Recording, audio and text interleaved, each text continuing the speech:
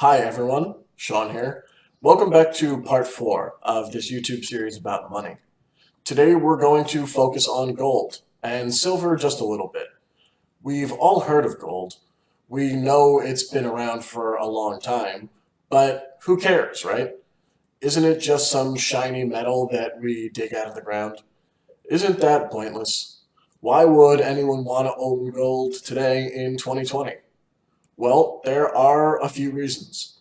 We'll start off today by briefly going through the origins of gold, what properties about it make it valuable, and why it still might be worth having. Let's get started. Gold has a history which dates back an extremely long time. The first evidence of gold being stored is from 40,000 BC in Paleolithic caves. More recently than that, though, it was the ancient Egyptians who were the first major society to have a clear record valuing gold. The Egyptians believed gold was the flesh of the sun god Ra. Prized by society, artisans made amulets, death masks, and other jewelry made of gold. In 1923, King Tutankhamun's burial chamber was discovered, which, by the way, it's extremely cool that 3,250 years after he died, we found where he was buried. When archaeologists opened the innermost of the 3 coffins found in the chamber, they found a golden death mask weighing 22 pounds. So the history of gold is long. Gold has been valued for 5,000 years. As of this video, the US dollar in its current form, once it left the gold standard, has only existed for 48 years. What makes gold a good form of money? Let's discuss rarity and scarcity. Rarity is the degree in which a good exists in limited quantity, while scarcity refers to how difficult it is to actually increase the supply of that thing. Let's look at an example of how this affects value. Copper is currently priced around $5,000 per ton. If the price of copper skyrockets because of some random demand for copper, copper miners are able to easily mine more copper to meet the increased demand. Because copper is an abundant metal, it's not rare at all. Since copper miners can flood the market with as much copper as they want, prices eventually fall because supply is able to meet and then exceed demand. With gold, this doesn't happen. Gold is much more rare and scarce than copper. If people want more gold, miners can't easily mine that much more. The US dollar is much more like copper than it is like gold. We have the equivalent of one miner, the Federal Reserve, who can flood the market with more dollars whenever they want. The dollar is neither scarce nor rare. This is the fundamental value property of gold. You cannot increase the supply at will. Part of what makes gold valuable is exactly that it has been valued for so long. There is a lot of gold above the ground already. Humans have been mining it for at least 5,000 years. That means that even though now mining technology has significantly improved and we're mining more gold than ever, the new increase in the supply of gold is consistently less than 2%, which is a very low inflation rate. This is scarcity. You cannot easily increase the supply. Let's think more about this scarcity aspect.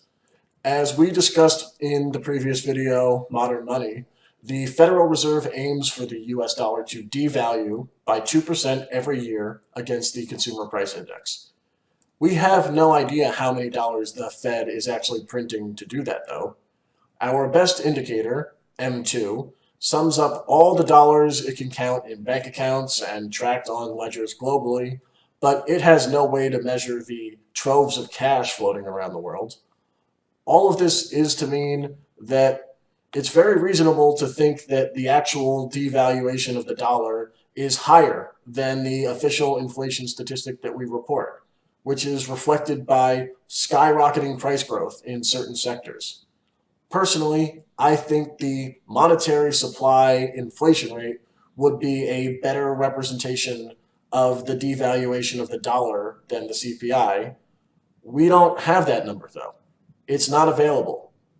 Gold, we know much more about. The best estimate is that around 190,000 tons of gold have already been mined and are above ground right now. And the yearly average amount mined in recent years is about 3,000 tons. Gold is both a hedge against poor monetary policy, while also generally just being a better store of value than the dollar. Let's talk about this more. This is a chart of college tuition growth over time. We've all heard about the prices of college growing too fast. This chart actually hides the growth a little bit by adjusting for inflation. If inflation was not taken into account, this line would rise even more sharply. Now, let's take a look at the cost of college tuition for Yale priced in grams of gold.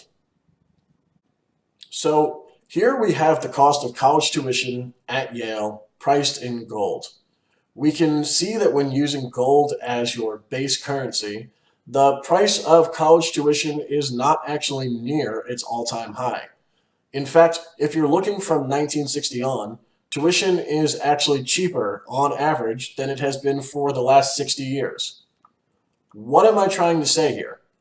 Well, the dollar is a bad store of value. It works well as a unit of account and as a medium of exchange, but it fails as a store of value.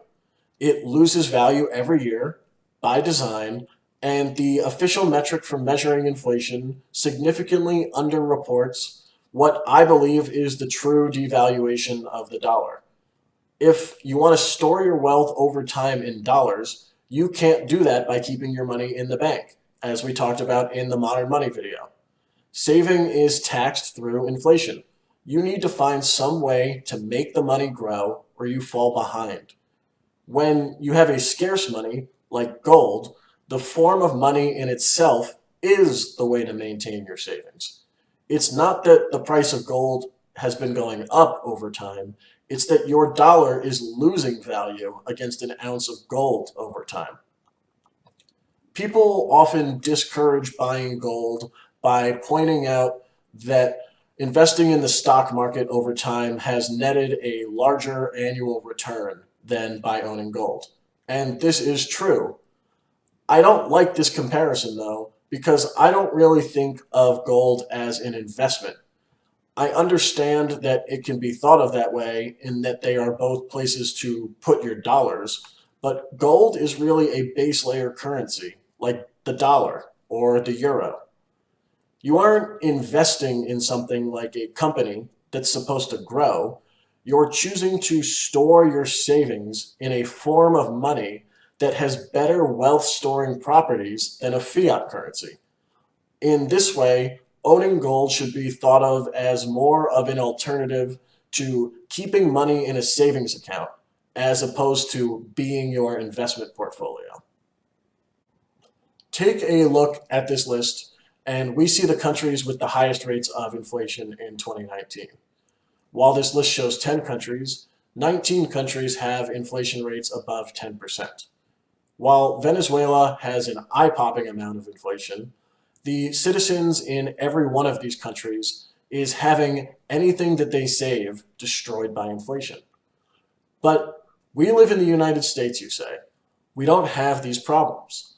The point I want you to think about is if you hold all of your savings in US dollars or in stocks priced in US dollars, what you're counting on is the idea that we have solved money, that over the last 50 years, we have become so smart that there will never be rampant inflation again because we've figured it out, even though every single national currency has failed at some point. The US dollar may have existed in name for over 200 years, but the dollar of today bears zero resemblance to the dollar prior to 1971. Fundamentally, how it works, it's a completely different currency. Owning gold in whatever amount is a hedge. It's saying, just in case we haven't solved money for the first time in human history, let me store some wealth in an asset that has maintained value and outlived every sovereign money that has ever existed. That's the value of gold. Finally, a quick note about silver and other precious metals today. Silver's history actually goes back almost as far as gold. The ancient Egyptians used it as well. As societies developed, silver proved to be a better metal to alternatives like copper due to a higher scarcity, but not as scarce as gold. Silver continued to grow and bimetallism continued with silver and gold, and it continued to develop and thrive until around the 1500s. It made sense for societies to have large wealth transferred in gold while small purchases were done in silver.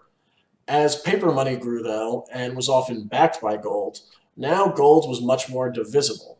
I could give you $1 in the form of a dollar bill. In recent times, silver has lost importance. Price-wise, it seems to be a more extreme version of gold. When gold goes up, silver goes up by more, and when gold goes down, so does silver. Silver is also used in many industrial industries, and it's up for debate whether this gives the metal more value or less. The last point we'll touch on today are other rare metals.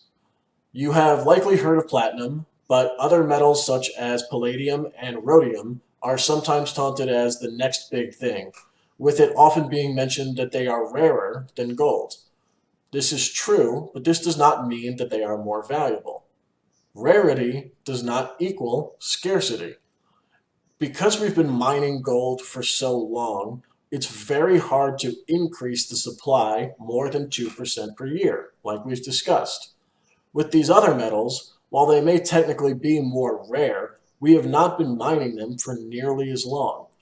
As such, the supply that we are able to newly mine each year is much, much higher than gold. While there's less of them in the Earth's crust overall, the supply inflation can reach 50% or more per year for these metals.